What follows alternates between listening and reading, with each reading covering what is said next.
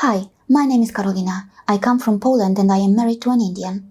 Last year, after carefully comparing the healthcare and other available facilities in both India and Europe, I and my husband decided that we want our second baby to be born in India. Some people doubted my decision back in Poland, but I always knew what I was signing up for. So the good news is that I am in India and I have just become a mother for the second time. And through this video, I want to share my personal experience with you and give you 8 solid reasons to explain why I think that India may easily be the best place in the world for those expats or foreigners who are expectant parents. The first reason is that the so-called free healthcare is not free in my country, Poland. Did you know that in Europe, there are countries where to avail the so-called free care in public health facilities, citizens are charged monthly and can even end up paying hundreds of thousands of euros in their lifetime?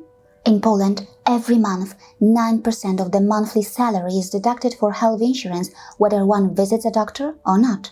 In my neighboring country, Germany, the figure is 14.6%. As mentioned here, a contribution of 7.3% each is borne by both the employer and the employee. Yes, massive monthly deductions from one's salary, whether one is sick or not, whether one visits a doctor or not.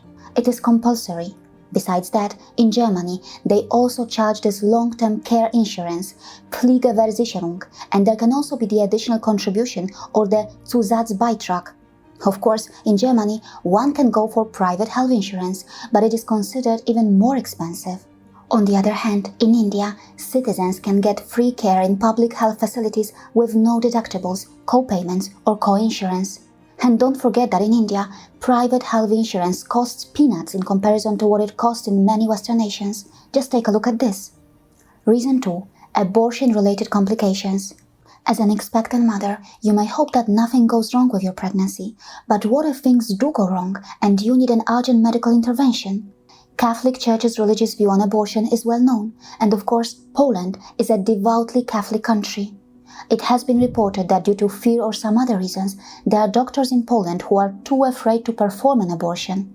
But in Europe, these regressive attitudes are not only limited to Poland. It was reported that in Germany, abortion is German society's biggest taboo. In Catholic and staunchly conservative Bavaria, for instance, it is very difficult to find the addresses of places that provide abortions. As a result, many pregnant German women have even been forced to go for treatment to other countries, and many pregnant women in Europe have even lost their lives due to unavailability or delay in the procedure.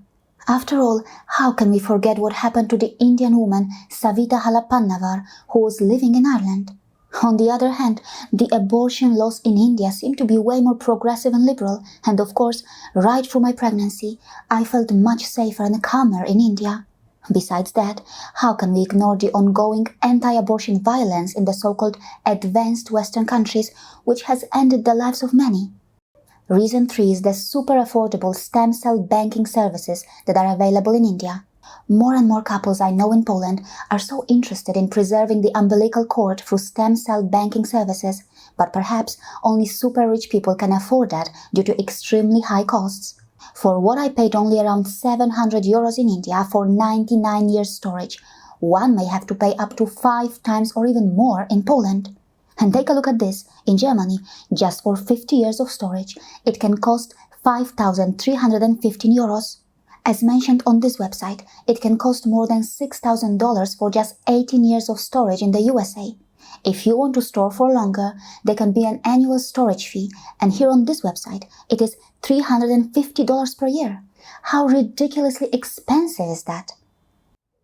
By the way, if you want to see the actual scenes from the healthcare facility that I use in India, please make sure that later you also watch this very special video that we have posted on our vlog channel. But for now, stay with me and keep watching. Reason 4 is the ease of getting an epidural in India. For many mothers, an epidural can make the entire process so much easier. But despite paying so much money every month for public health insurance, many pregnant women in countries like Poland and Germany have been simply denied epidurals in public health facilities. In Polish private hospitals, an epidural can be available, but isn't it outrageous to end up paying or depending on a private hospital in Poland, especially when citizens are already charged so much every month from their salaries for their public health insurance? In India, I was able to book an epidural procedure for myself on a prior basis quite easily, and the 100% confirmation that it was going to be available for me was so relieving. Reason 5 is the widespread rude behavior and neglect in the European healthcare facilities and the prevalent midwife crisis. In Poland, there are not enough midwives. In Germany, the situation is pretty terrible too. Sweden, the UK, and many other places in Europe have similar problems. Besides that, in Poland or elsewhere, obstetric violence in European hospitals is another major issue. Now go through the language that has been faced by mothers in Germany while giving birth. Is this how the medical personnel should behave to the mothers who go through so much? Reason 6 is the delicious and nutrient-rich food that I was given in India.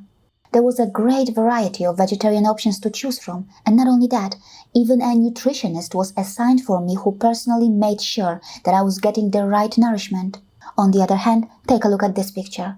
This is the type of food that they give you in a Polish health facility even when you are charged 9% of your salary every month. Imagine that! And on top of that, there are hardly any decent options when it comes to vegetarian food. Besides that, medicines in India are far more affordable, and as a foreigner, there was hardly any language barrier for me, as everyone who attended to me spoke good English. Reason 7 is the religious and societal pressure that I could avoid because I decided to be in India. In many parts of Europe and America, right from the moment of birth, there can be a lot of direct or indirect societal pressure one can face regarding baptizing an infant. Many even believe that they are born sinners or have a Satan living in them until they get baptized. Not only that, in these kinds of rituals, there can be many risks and dangers to these innocent lives. Please go through these articles. Russia, Cyprus. This is a French priest. And this one, the Georgian acrobatic ritual. How about that? And the USA, Romania, and of course, even Poland. Now please pay attention to these words. The former President of Ireland, Mary McAleese, who holds a doctorate and licentiate in canon law, described infant baptism as enforced membership of the Catholic Church, which is in breach of fundamental rights. How can we ignore that? Reason 8 is the incredible aftercare that one can easily get in India. Even before I could reach home, my husband had already arranged for a professional lady who would come to our house to give me a massage every day, which would help me in my recovery. Money-wise, it is so affordable that even a middle-class family can easily go for it. On the other hand, in Poland, probably only super rich people can afford something like that.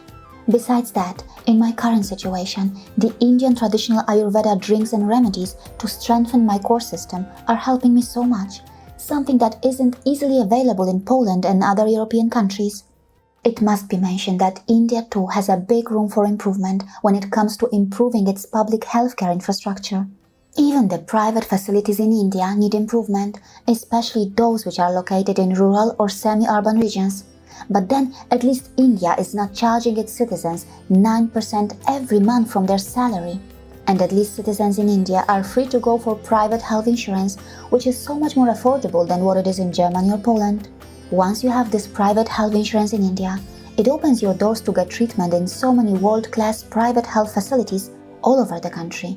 Besides that, we must understand that obstetric violence is a global issue and still a big taboo almost all over the world, including in India. More awareness and education are required. Germany or Poland, paying a big chunk out of your salary for decades is no joke. Cumulatively, it can be a huge amount of money, big enough to buy an apartment or a house, and then it is really heartbreaking to see the terrible healthcare services that we get in return in these European countries. And the cruel irony is that there are people who continue to believe or claim that healthcare is free in these countries. Of course, I am so glad that I am in India. See you again.